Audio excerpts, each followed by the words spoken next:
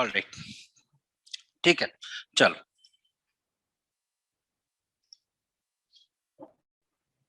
Okay.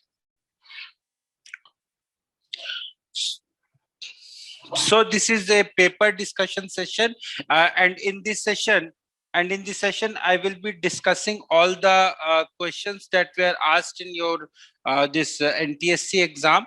So let us get started. Question number 1. Which of the following is not an irrational number? Tell me what is the answer that you marked? Sir, What is the answer of the question that you marked? Sir, but answer 3 is also Why correct. not option number 3? See, in this question, option number 4 and option number 3, both are the correct answer. Basically, what I analyzed that there was some printing mistake in this question. क्योंकि अगर इस question को इन लोगों ने ऐसे दिया होता 0.101101110 ... then definitely it would have been an irrational number. But since this ... is not there, so this number comes under the category of irrational number. So the correct answer of this question will be both option number 3 and option number 4. Now let us move to next question. Okay, tell me what will be the answer of this question? What is the answer that you have marked? I won't be asking you what is the answer of that this question. Those who have attempted the question. -6. Okay. So what you have to do, what you were supposed to do is you were supposed to apply the remainder theorem. And what does this remainder theorem says? This remainder theorem says that the remainder when any polynomial px, when any polynomial px is divided by qx, where degree of qx is equal to 1, then in that case, the remainder at, and this qx is equal to x minus a, then the remainder is given by p of a. So using the same, I am not word to word correct as far as the definition is concerned. So what I will be doing is I will put x equal to -1 in this expression and equate it to 0. Put x equal to -1. So remainder will be equal to 5 times of -1 minus 4 times of -1 whole square plus 3, which is equal to -5 minus 4 plus 3. So the correct answer of this question will be -6. So my dear friends, the correct answer of this question is -6. Now let us move to the next question. Oh, this is a very interesting question. By one thing I know that Aryabhat was not from Greece. Aryabhat was not from Greece, but one thing is clear that either Euclid or Pythagoras or Thales was from Greece. Okay? See, we have learned about Thales theorem also, which is also called as BPT theorem. We have learned about Pythagoras theorem. We have learned about Euclid's 5 postulates, right?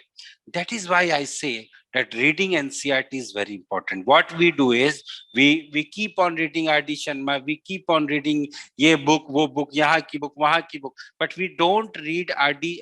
NCERT. अगर आपने NCERT पढ़ा होता तो आपको ये पता होता कि this theorem was the first theorem that was being given.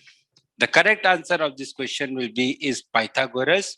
And see, Euclid has mentioned about Pythagoras theorem in his 8th book.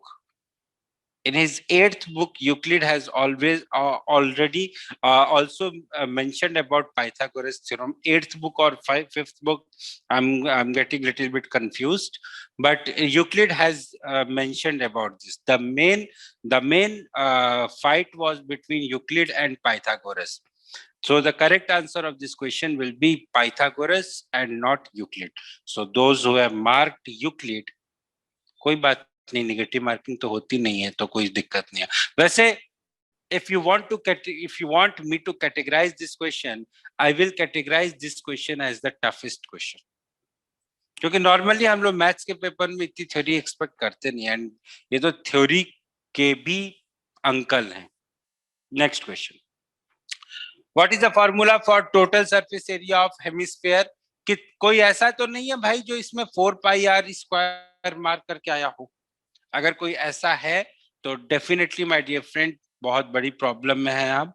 इसका आंसर 4πr² नहीं होगा, इसका आंसर 2πr² नहीं होगा, इसका आंसर 3πr² होगा। कैसे होगा सर? देखो, हेमिस्फेयर में basically I am having to surfaces, एक सरफेस ये हो गया और दूसरा सरफेस ये हो गया। इसका एरिया हम कर्व्ड सरफेस एरिया हम जानते हैं, that is equal to 2πr²। ये वाला एरिया हम जानते हैं which is equal to πr²। So the total surface area will be 3πr²। I hope this is clear to everyone. Moving to the next question, question number 4, sorry, question number 5.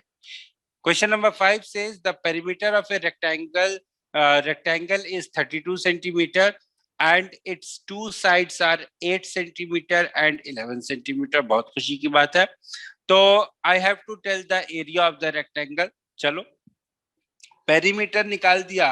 Perimeter P दिया हुआ है 32 and let A is equal to 8, B is equal to 11. So I will get value of C as 13. यहाँ तक I hope किसी को कोई confusion नहीं होना चाहिए। अब अगर आप माइनस करने में गलत कर रहे हो तो बेटा फिर only God can help you. उसके बाद पेरीमीटर दिया हुआ है तो semi perimeter will be equal to 32/2, which is equal to 16. Now I have to calculate the area, so that is equal to S minus A, S minus B into S minus C. S की value कितनी थी? 16 into 16 minus 8 is 8, multiplied by 16 minus 11 is 5, multiplied by 16 minus 13 is 3. अब देखो, अब यहां से क्या होगा? एक तो भाई ये 16 तो बाहर निकल रहा है सबसे पहले, तो 16 बाहर निकल रहा है तो निकाल दो भाई 16 को बाहर। 16 बाहर निकलेगा, लेकिन 16 बाहर निकलेगा 4 बन के। 16 जो है वो बाहर निकलेगा 4 बन के। तो now I am sure that this can not be my answer, this can not be my answer, क्योंकि जब मैंने 16 को बाहर निकाल लिया उसके बाद भी मेरे पास √120 बचा हुआ है। अब ये 120 जो होता है इसको you can write as what you can write it as 24 5 होता है 120। 24 5 होता है 120। इसको आप 4 into 6 into 5 भी लिख सकते हो। So root over, so this is equal to 4 into 2 into √30. So finally I'm getting 8√30. By √120, square root 120 is nothing but 2√30. Square root 130 is nothing but 2√30, क्योंकि 30 4 120 होता है तो 2 बाहर निकल गए स्क्वायर रूट साइन के, तो ये हो गया 2√30. So finally your answer will be option number B, which is equal to 8√30. The correct answer of this question will be option number B, which is equal to 8√30. I hope nobody has any issue in this question.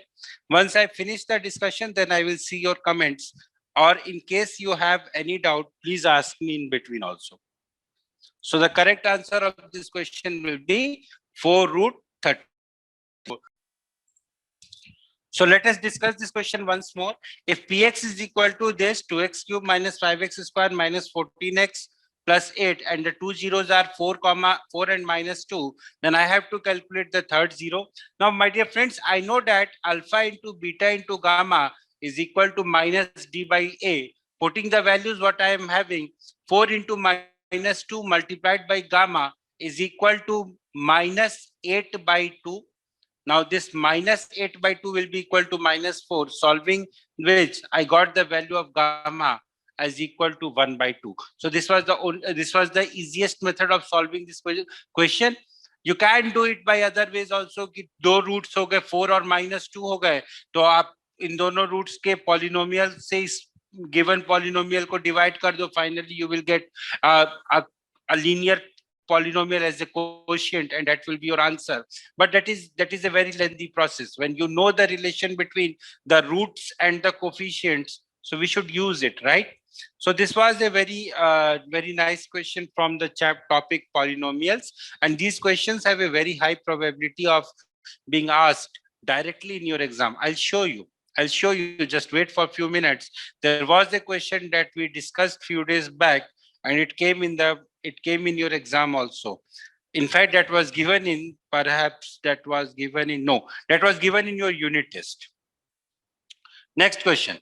The sum and the product of a quadratic polynomial are the sum and the product of a quadratic polynomial are 0 and minus and root 5 respectively. Then the quadratic polynomial is, भाई सीधी सी बात है, अपन जानते हैं कि quadratic polynomial क्या होता है, x square minus sum of the roots multiplied by x plus product of the roots. So this will be equal to x square minus 0 into x plus root over 5, which is equal to x square plus root 5. So the correct answer of this question will be option number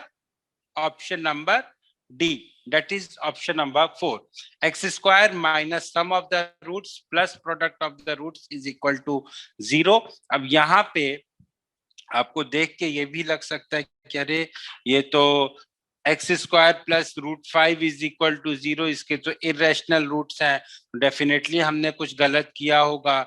ऐसा इसमें कहीं नहीं कहा गया है कि the roots are rational, the roots are real number, ऐसा कहीं पे भी नहीं कहा गया है. The roots are the root is coming, square root is coming to be less than 0. ठीक है, आने तो क्या कर सकते, फॉर इक्वेशन ही ऐसी है, what I can't do anything, right. Next, इस इक्वेशन की बात करते हैं. I have to decide whether what type of root it has. तो रूट चेक करने का एक ही मेथड होता है भाई, a1 by a2 is equal to, या तो इक्वल टू होगा या तो नॉट इक्वल टू होगा, या तो there will be some relation between the coefficients. Let us check the relation quickly. So 0.2 upon 0.4 will be equal to 0.3 upon 0.6, and it is also equal to 1.3 upon 2.6. So what I'm having, a1 by a2 is equal to b1 by b2 is equal to c1 by c2. इसका मतलब क्या हुआ दोस्त, इस equation के infinitely many solutions है, लिखने की जरूरत नहीं है, देख के मार्क करने वाले क्वेश्चंस हैं यार ये. Next, the semi perimeter of A rectangular garden is 72. Rectangular garden जिनको पता ना हो या जो भूल गए हो उनको बता दूं कि रेक्टेंगुलर गार्डन में ये कुछ इस तरीके का गार्डन होता है. ये लेंथ होता है, ये लेंथ होती है, ये ब्रेड्थ होती है, या उल्टा ले लो, उससे कोई फर्क नहीं पड़ने वाला. The length is 4 meters more than the breadth. तो अगर इसको x मानते हैं तो ये क्या हो जाएगा भाई, ये x plus 4 हो जाएगा. Then there is asking the length is how much. तो इसका मतलब ये होगा कि जो हम जो भी कैलकुलेट करेंगे उसमें x की वैल्यू मुझे मिलने वाली है. I have to tell the value of x plus 4 because x तो breadth है ना. The length is 4 meters more than the breadth. तो अब क्या करेंगे अपन, 2 इंटू, भाई सेमी पेरीमीटर मुझे दिया हुआ है तो सेमी पेरीमीटर से अपन निकाल सकते हैं. रेक्टेंगल का पेरीमीटर क्या होता था, 2 into L plus B. This use to be the rectangle's perimeter. Semi perimeter मतलब इसको 2 से डिवाइड कर दो. So what I will have, L plus B is equal to 36. L plus B is equal to 36. Put the values.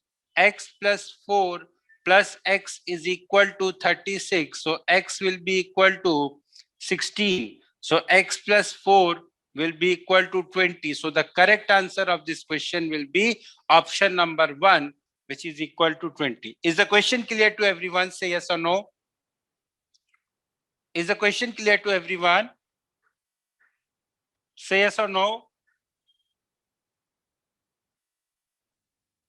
Please respond. Chalo. All right. Next.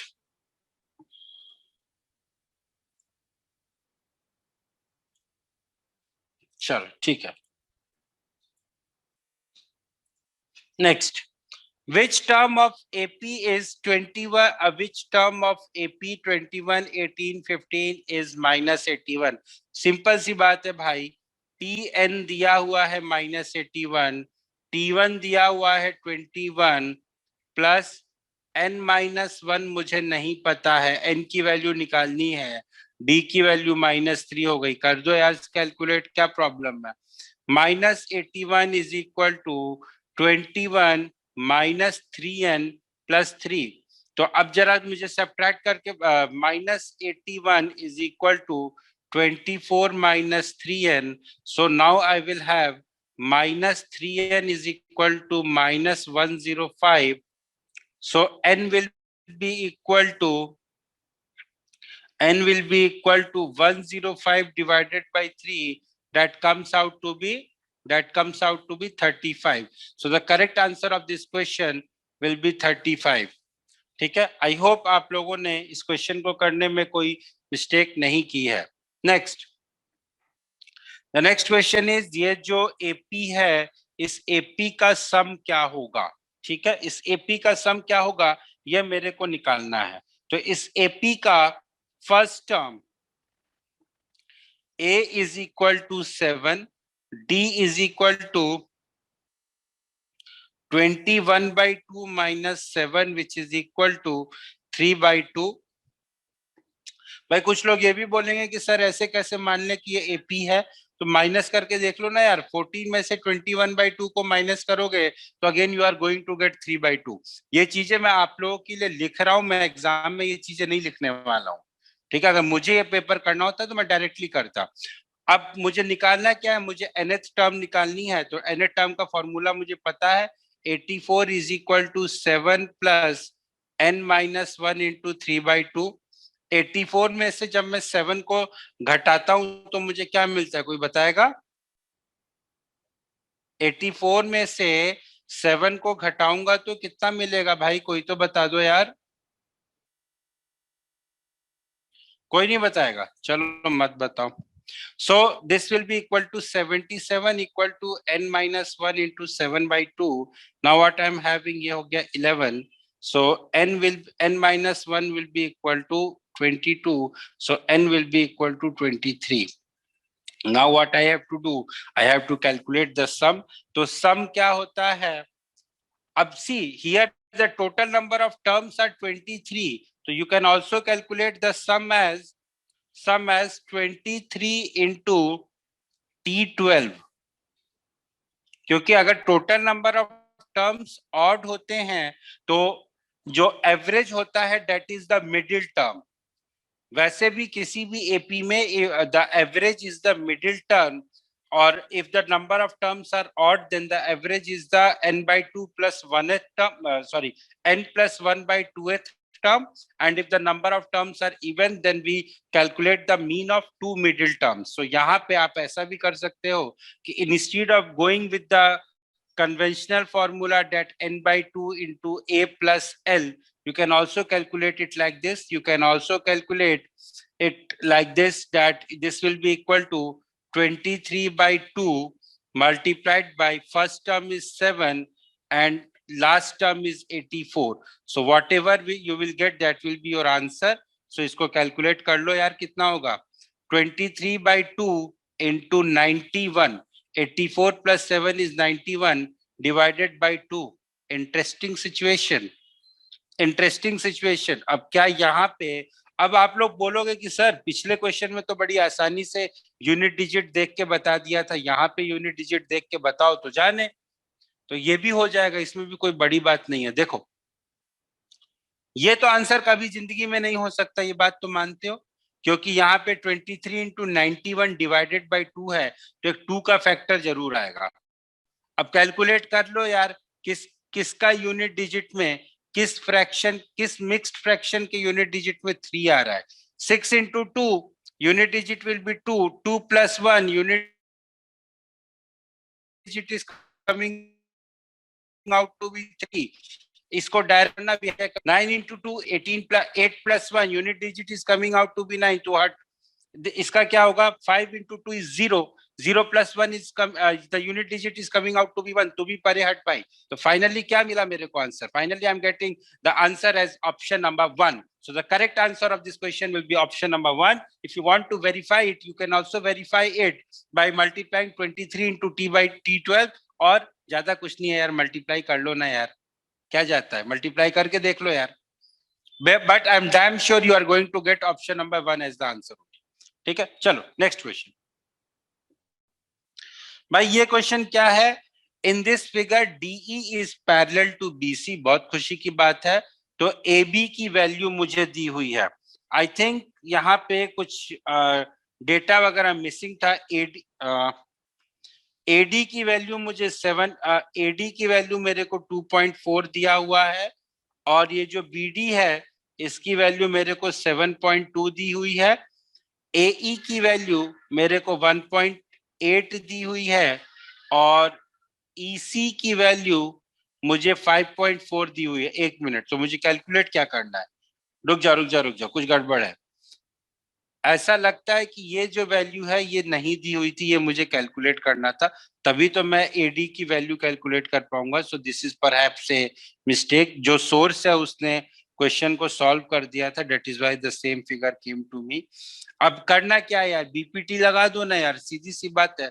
x divided by 7.2 will be equal to 1.8 divided by 5.4. ये calculate किया तो ये 1/3 हो गया, और ये x will be equal to 7.2 divided by 3, which is equal to how much? 7.2 divided by 3, which is equal to 2.4. अब यार देखो, ये सारी कैलकुलेशंस आपको आनी चाहिए, ये सारी कैलकुलेशंस आपकी टिप्स पे होनी चाहिए बेटा. नहीं टिप्स पे होंगी ना तो बहुत प्रॉब्लम होगी. दोनों को ऐड कर दो, finally you are getting the answer as 9.6. So my dear friends, option number 4 or 9.6 will be the correct answer of this question. Let us discuss the next question. Now these questions are really very funny. I will categorize them as one of the funniest questions.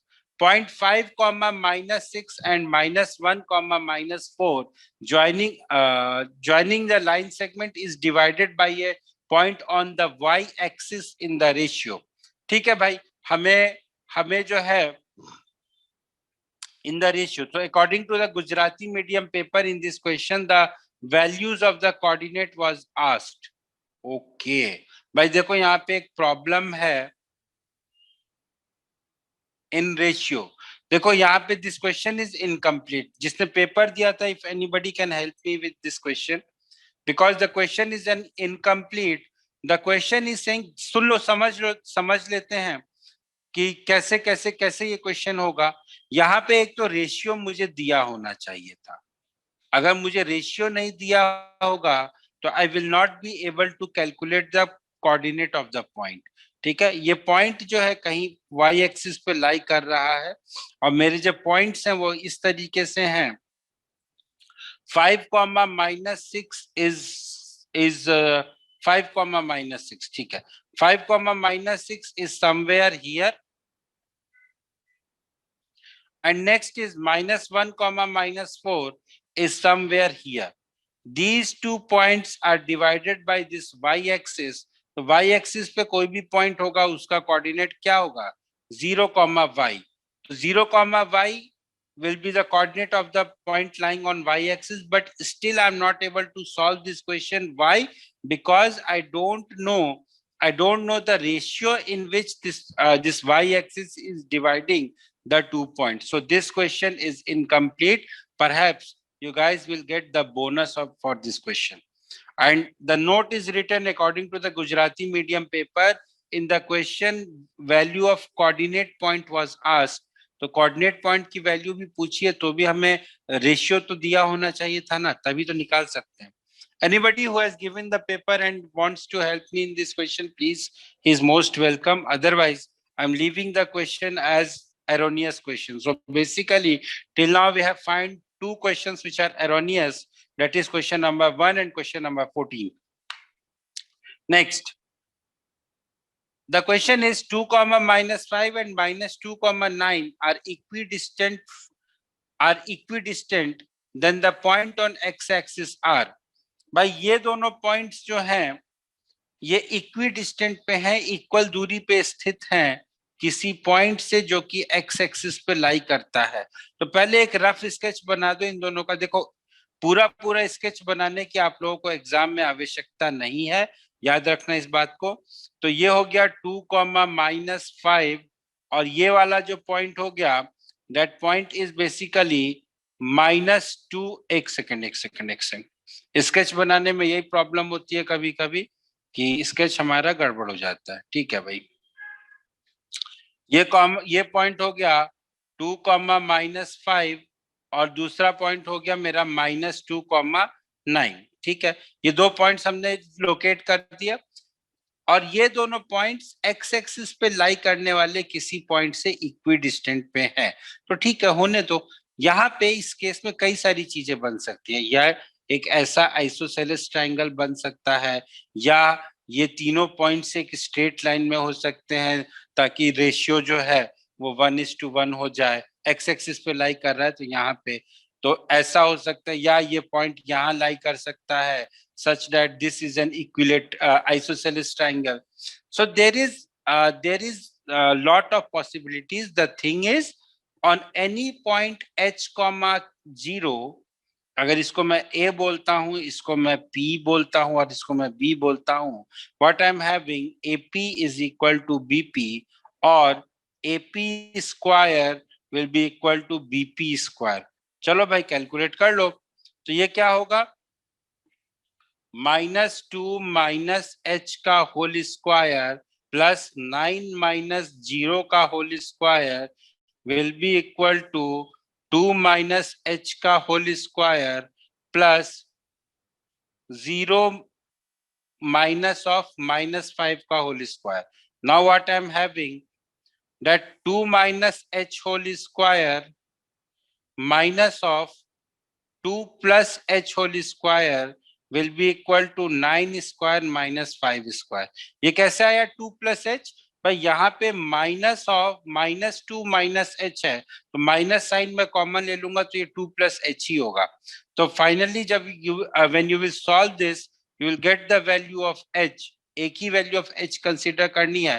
भाई देखो ये तो वैसे भी solution नहीं हो सकता है, ये वैसे भी सॉल्यूशन नहीं हो सकता है। या तो -9, 0 होगा या -7, 0 होगा। एक काम करो ना यार, -7 और -9 पुट करके देख लो which one is satisfying.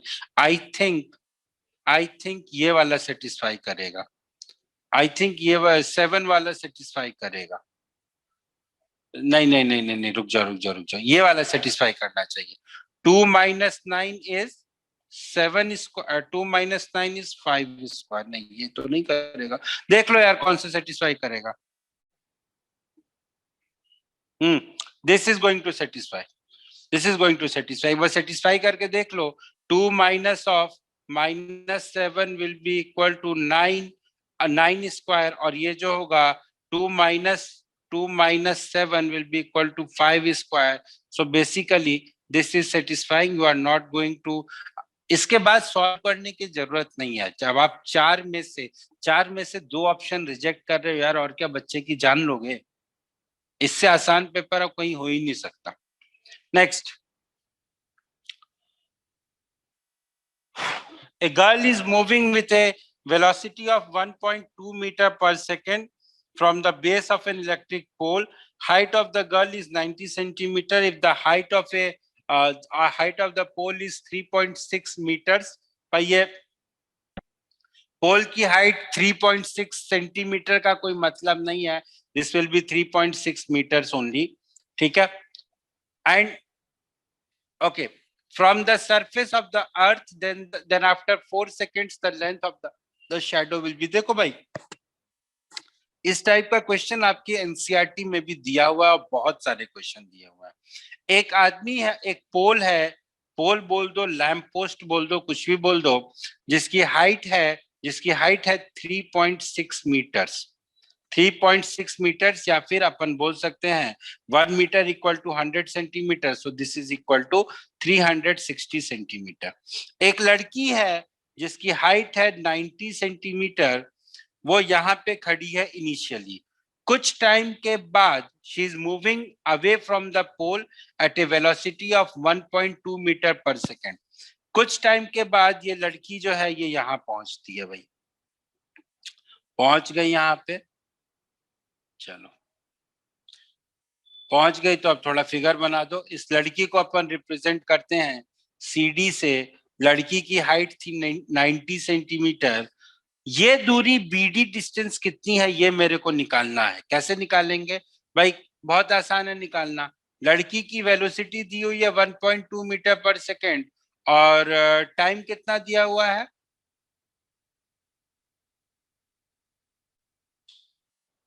4 seconds. So this will be 1.2 multiplied by 4 meters, which is equal to 4.8 meters, which is nothing but 480 centimetre. तो भाई ये जो लड़की है ये 4 सेकंड के बाद 480 सेंटीमीटर दूर है अपने इस पोल से। तो मुझे लड़की की शैडो की लेंथ बतानी है दोस्त। शैडो की लेंथ मतलब डीई की लेंथ बतानी है, तो इसको अपन मान लेते हैं एक्स। अब अगर देखा जाए, let me try to rotate this. अगर देखा जाए, क्या ये रोटेट हो रहा है? हाँ भाई हो गया रोटेट। ये रोटेट हुआ और ये देखो ये जो फिगर है ये बहुत जानी पहचानी फिगर है। यहाँ पे हम लोग आराम से सिमिलैरिटी लगा सकते हैं। कैसे सिमिलैरिटी लगा सकते हैं सुन लो, I am not going to write it. Angle E is common, angle CDE is equal to angle ABE, which is equal to 90 degree. Therefore, by angle similarity criteria, the two triangles are similar. तो कौन कौन से दो triangle similar हो गए भाई? दो triangles जो मेरे सिमिलर हैं वो है triangle CDE is similar to triangle ABE. अब जरा रेशियो लिख लो। तो CD divided by AB, which is equal to 90 divided by 360, will be equal to x, that is DE divided by BE. BE की length में अक्सर लोग गलती करते हैं, it will not be 480 but it will be x plus 480। बस हो गया, सॉल्व कर लो भाई। ये यहां से 1/4 हो गया। सो 4x will be equal to x plus 480. So 3x will be equal to 480. X will be equal to 1.6. कैसे आया सर 1.6? भाई 480 को 3 से डिवाइड करोगे तो 160 मिलेगा। This is 160 centimeter. So finally you will get 1.6 meters. So the correct answer of this question will be 1.6 meters. Moving ahead, next question. Correct answer of this question is 1.6 meters. Okay, chalo. Next question. Which of the following is not a measure of central tendency?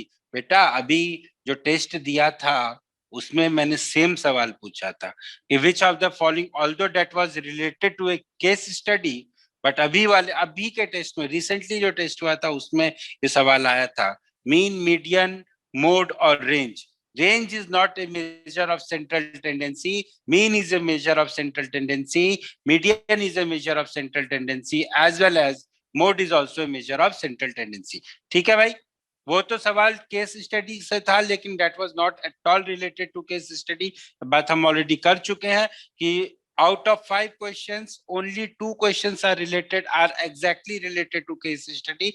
Rest 3 are not. Next. अब भाई देखो ये question है, if median is 15.5 and mean is 10.2 then mode is equal to, एक formula पढ़ा था 3 median minus, एक formula हम लोगों ने पढ़ा था, mode is equal to 3 median minus 2 mean, put the values, get the answer and get the marks. Mode is equal to 3 median minus 2 mean. अब जिसको ये याद नहीं होगा उसके लिए तो भाई लोचा है, लेकिन मुझे लगता है कि ये सब लोगों को याद होगा। Next question. If a dice is thrown once, then the probability of getting an indivisible number. Indivisible number वो होता है बेटा जो नंबर किसी से डिवाइड ना हो।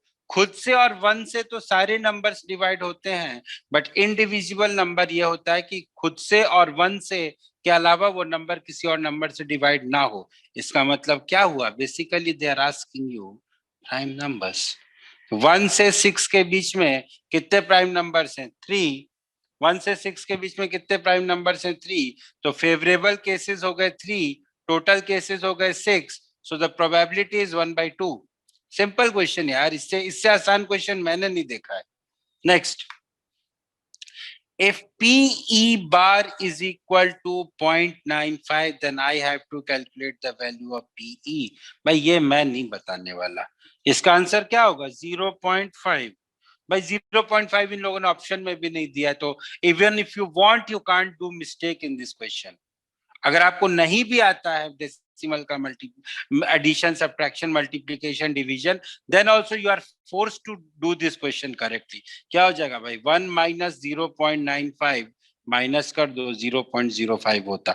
अगर मैं एग्जामिनर होता तो यहाँ पे एक ऑप्शन 0.5 जरूर देता, ताकि कुछ लोग तो गलती करते, लेकिन 0.5 आंसर ऑप्शन में ही नहीं है। तो भाई इसके अलावा इस ऑप्शन का सही होना इसकी मजबूरी है, और कोई ऑप्शन नहीं है हमारे पास but to mark the option as correct. So this was all about the paper discussion. Okay, अगर आप लोगों में से किसी को कुछ पूछना है तो पूछ सकते हैं। अगर आप लोगों में से किसी को कुछ पूछना है तो पूछ सकते हैं।